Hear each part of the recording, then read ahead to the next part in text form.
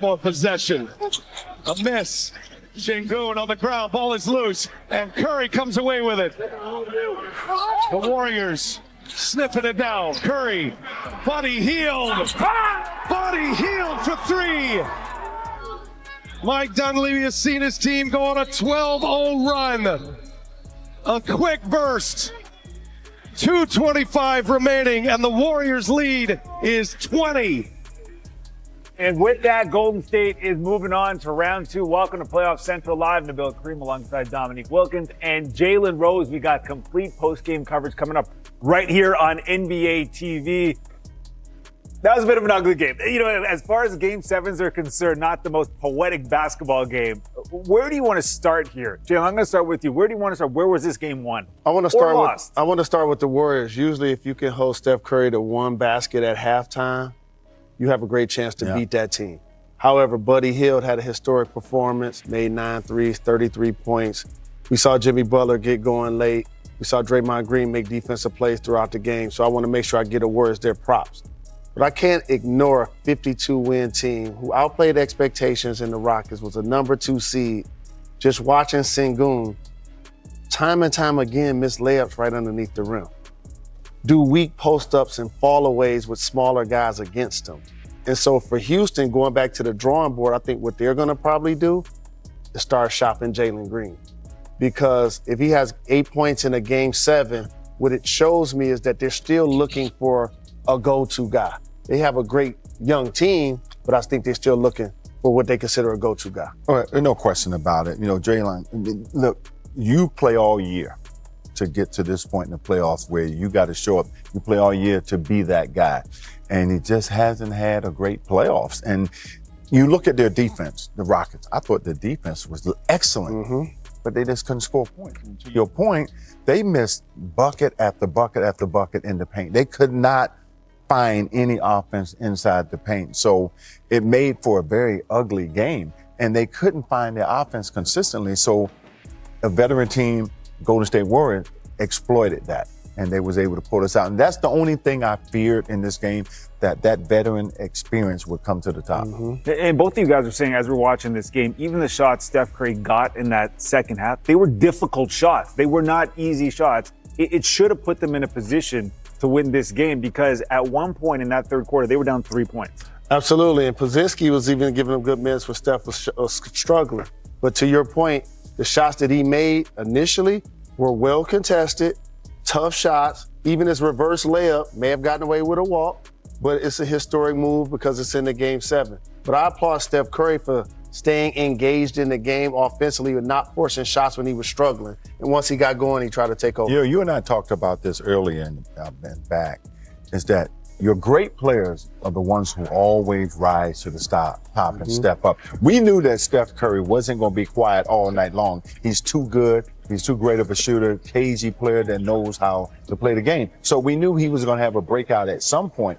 But when you get a guy like that down, when you get a team down and you can't score, I don't care what he does, it's going to be hard to win that game because you can't find offense. So, but it was Buddy Hield who was the star of the show. He was able to pick up the slack while Steph Curry was going through his struggles. And then all the other teammates started to pick it up. Jimmy Butler started to pick up. Now, you got 3 points off of their bench. When you get 3 points from your bench per game, you think you're going to win this game. But the Warriors was able to hold down the fort with their starters and get the job done.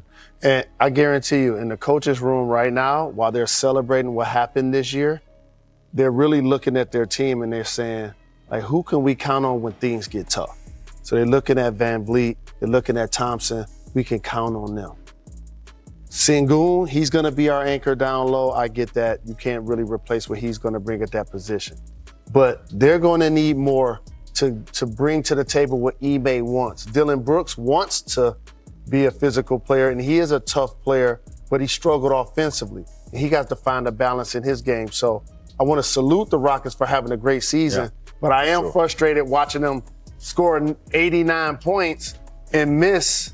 And we'll have to ask Underdog or somebody today. I counted 15 missed layups within the charge circle. And Sengun, you just got to go to the rim and finish. And I know the human highlight film knows that better than anyone. Listen, man, when you're that big and that talented, stop shooting all these floaters. You got to go with a sense of urgency. You got to go up strong because you got the ability to do all that, because what that does is get you to the free throw line as well. If you don't make the shot, you create that contact to get to the line. And it was just too many soft shots and floaters around the basket. And that's why they got all those missed layups. And it wasn't just him. It was, a majority of those guys was on the floor who got inside that couldn't make the layup. So that hurts you, man, and that takes a lot of points off the board. Hurts the momentum of the game too, right? When you're seeing those and they're starting to pile up. It's not just one guy. There are multiple guys missing. I gotta say though, Amen Thompson, man, he is special. You know what? He plays hard. He gets after you. He's not afraid. He gets downhill, and he started to pick it up and started to make shots. But I think the biggest problem for the Rockets is their focus at times. And that's the youth. And that youth kind of came to the top, in that second half. Now, when they cut it to 3, I said, okay, here they come. They have a shot now. But again, it was certain plays that kind of stopped their momentum. And like you mentioned, you could tell Thompson was giving it his all. Probably had a cramp, probably injured his calf, but he still tried to find a way to be out there. And you know what you're going to get from him. But for the Warriors, they didn't wake up this morning thinking that Buddy Hield was going to lead them in scoring and make 9 threes. Because if he doesn't do that, clearly the game is a lot closer and Rockets have a better chance to win. But you have to be kicking yourself scoring 89 points. And look at this action for Buddy Hield. Once he got going, they started running plays for him.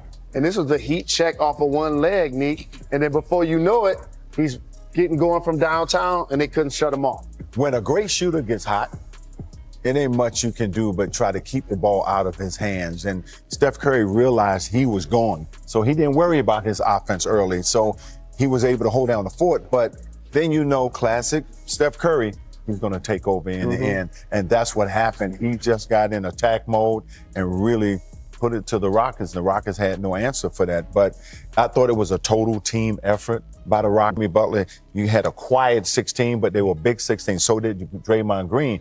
Had a big night. He started early, knocking down shots, but collectively, they made it very difficult for the Rockets. And you can see the Rockets, it's one thing to make threes, but it's another thing to do it in flurries like Buddy did throughout the game. And like Steph started to do once he got going, you could see those threes going in along with those missed layups, and all of a sudden, the shoulder started to slump. The body language ended up being poor, and that's what happens when you're a young team trying to figure it out in this situation that's never gone through it collectively before. Well, nobody really expected Jalen Green to have the type of series that he had. I mean, not the consistency that they had hoped for. So they had to go back to the drawing board and see how they address that situation with him. Yeah, Jalen Green finishing with 8 points in this game, 3 of 8 shooting in 30 minutes. What's your favorite team? Comment below, and if you like the video, please leave a like. This really helps the channel grow and brings you even more content. Oh, and if you're not subscribed yet, what are you waiting for? Click the subscribe button and activate the bell to receive all notifications. With each game, we notice that the NBA is getting more competitive every day, and all the teams are looking for reinforcements to win the championship. And only here can you follow your favorite team daily with incredible content from different sources. Here on the channel, there are new videos every day with analysis, curiosities, and the best moments in basketball. That's it for today, folks. Thanks for following along. The NBA doesn't stop, and neither do we. Until the next video. NBA, the passion that connects us.